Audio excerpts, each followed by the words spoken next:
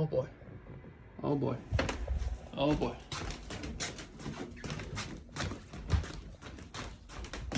Oh boy. Okay, where are we at? This guy? Hey. What's going on, man? From you? That's good. Thank you, sir. Cool, appreciate it, man. Thanks. All right. Here. You go there. Like this. You can be shut. You can go on the floor. Okay, okay. This guy. God damn. You go. You stay. This is annoying. God damn. Okay. Alrighty. Get locked in here. Turn on. Beautiful.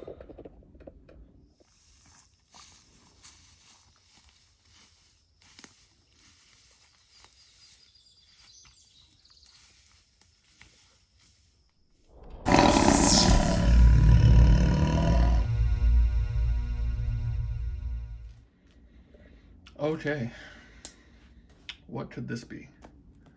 Let's see. Can I open it this way? I really don't want to turn the box over because my address is on the other side.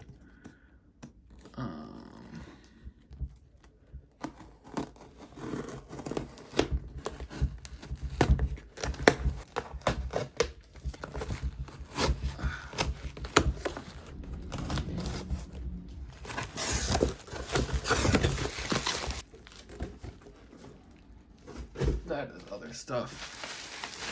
This is the big boy.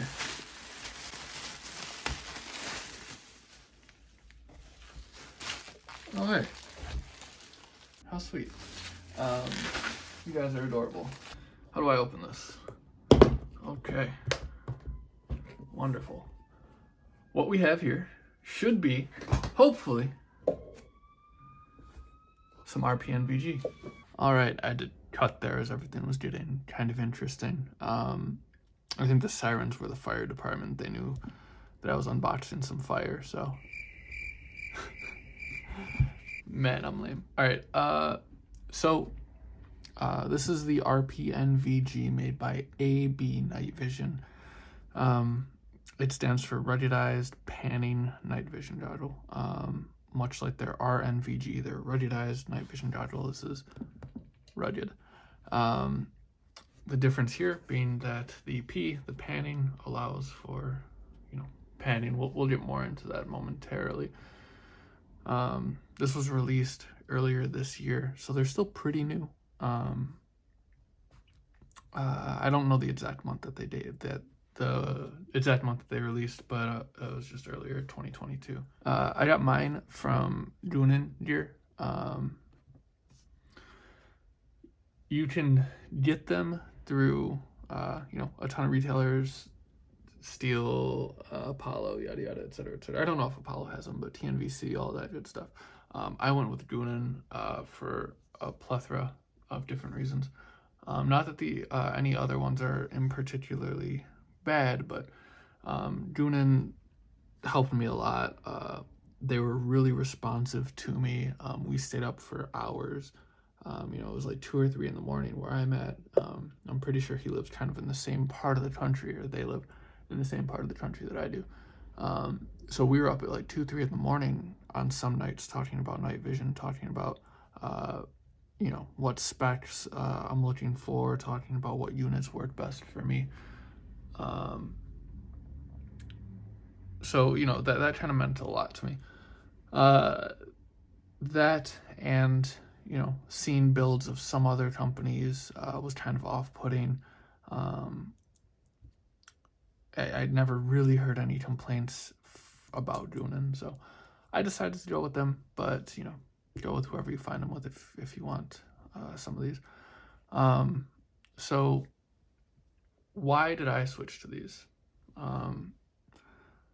My first night vision unit was an Omni 7, PVS 14 Omni 7. My second night vision unit was a PVS 14 Omni 7. I threw those on a panel bridge, and I made my own binos. They weren't necessarily binoculars, but you know, they did the job for me.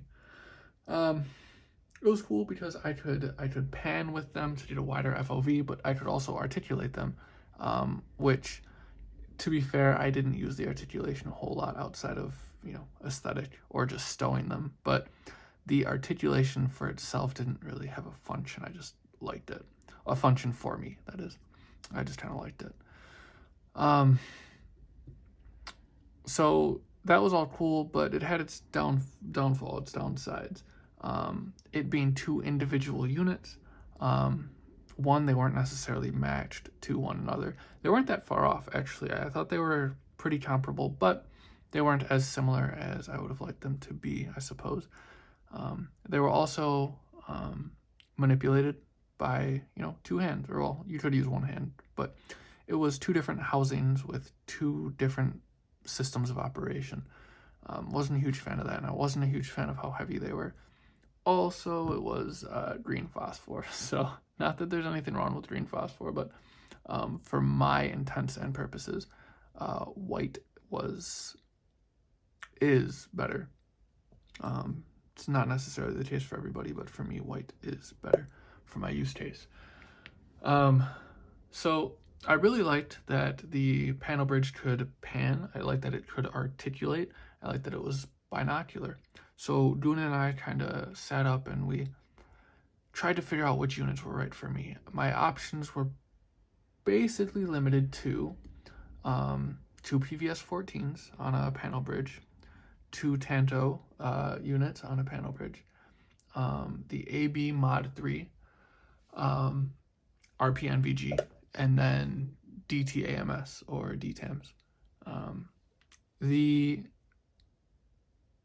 I would have had the same problems with the PVS-14s that I would have had with the Tantos, in the sense that they require, you know, two different operating systems. It's not like one button, one battery, so on and so forth. It's two different units on one bridge. So, you know, the problems that I encountered before I would have encountered again.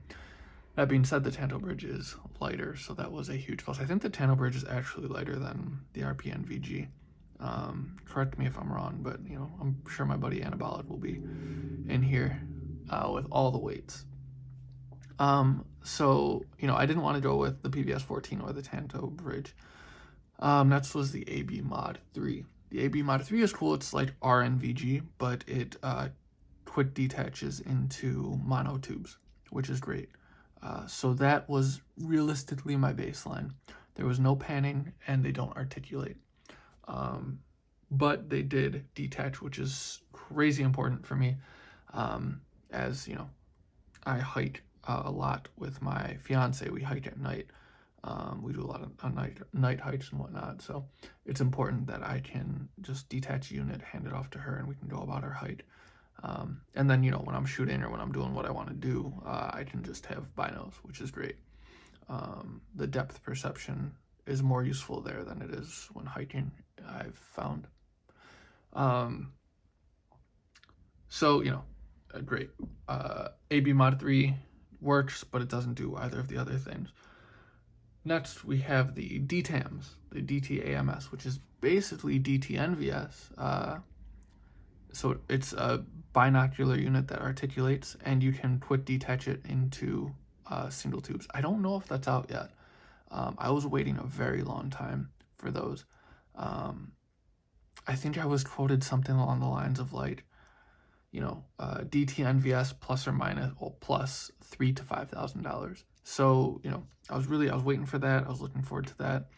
But somewhere along the way, I kind of realized that I value panning and wider FOV to articulation. For me, as I said, articulation is kind of just aesthetic. I don't personally have a use for it. It would be nice to have, but it doesn't really have a function for me.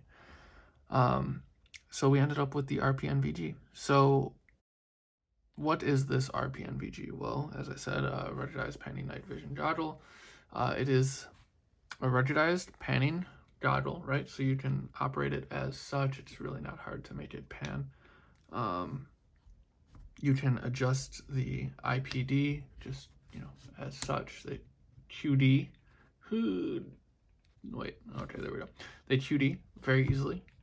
This just slides off. And then you have 2 individual units. These units each require a battery, like their own battery pack, which I just don't have yet. I wasn't able to find it in stock yet, but when it pops up, I'll grab it.